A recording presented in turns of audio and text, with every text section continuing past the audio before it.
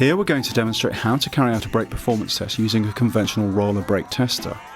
The service brake test for the front wheels and rear wheels uses the same procedure and reasons for rejection, so this procedure applies to both axles. It's not important which axle is tested first, but for the purpose of this demonstration we will be starting with the front axle. Position the wheels on the roller brake tester, making sure they are located reasonably central in the rollers. Start both rollers in a forward direction and allow the wheels to centralize. Leave the rollers running and note whether a significant brake effort is recorded from either wheel, indicating that a brake is binding. Slowly apply the service brake and watch how the braking effort from each wheel increases.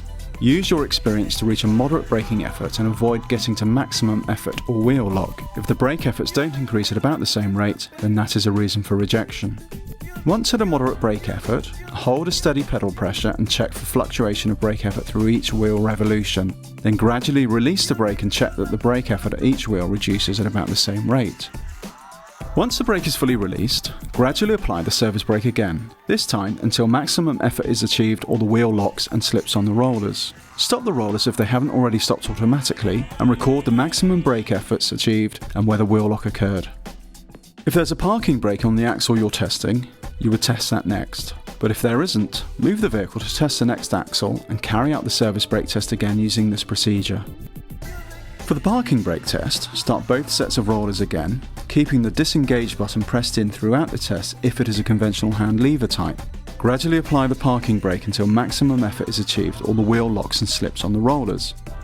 Stop the rollers if they haven't already stopped automatically, record the maximum brake efforts achieved and whether each wheel locked. Additionally, if the vehicle has a single-line service brake system, you will need to note the way the parking brake efforts increase, as severe grabbing of the brake will be a reason for rejection. The tester will also have to calculate parking brake imbalance for such vehicles, as the VTS device will not carry out this function.